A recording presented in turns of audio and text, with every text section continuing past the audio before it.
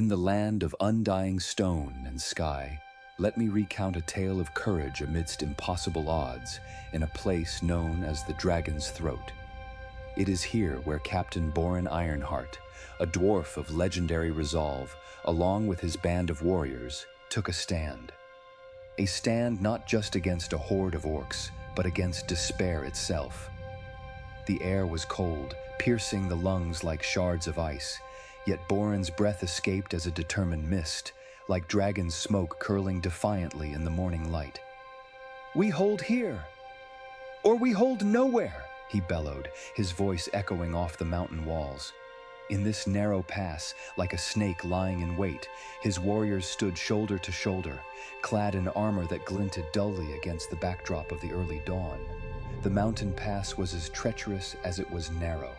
The jagged edges of the cliffs loomed like silent sentinels, dark shadows painting ominous streaks across their path, and below, far below, the earth awaited its due of the fallen.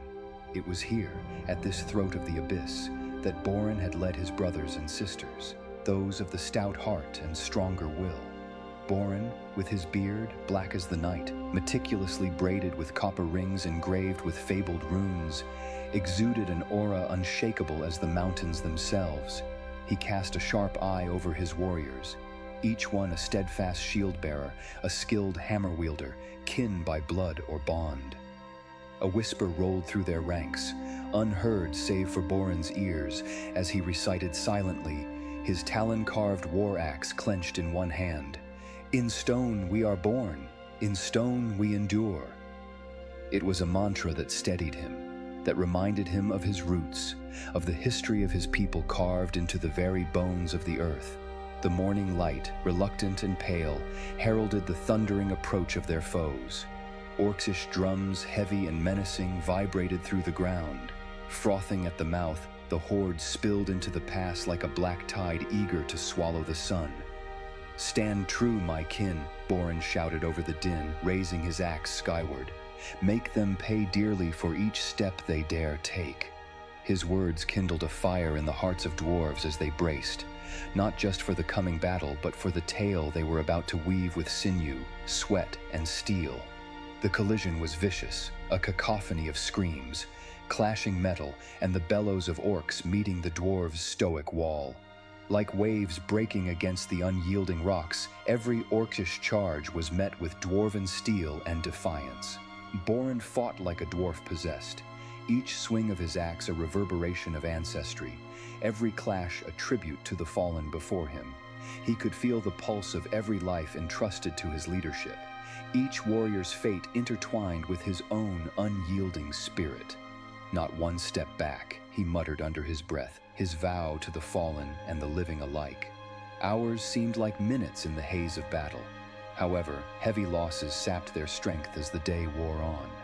The bodies of both friend and foe littered the ground, the spaces between narrowing like the tide receding to reveal mournful relics.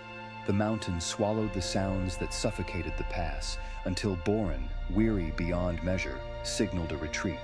But this act, this falling back, was not from cowardice.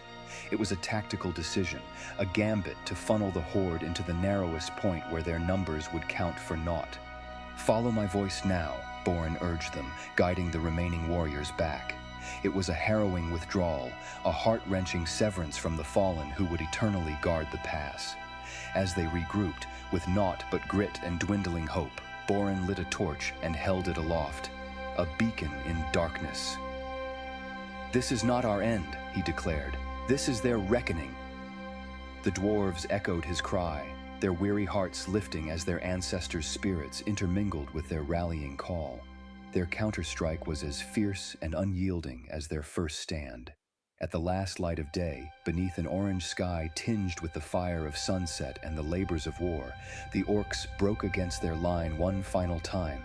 Defeated, the horde retreated, scattered into the wilderness. Standing amongst the ruins of their hard-fought victory, Borin whispered a vow to the fallen. "To you, my brothers and sisters, I am the lasting sentinel."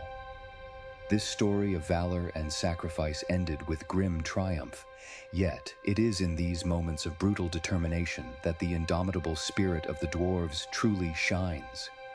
And so I ask you, what mountains would you move for the honor of kin? This was the tale of Borin Ironheart at the dragon's throat, a tale of unyielding bravery. Ensure you subscribe and like to hear more about the heroes of the realms who walk the thin line between legend and dust.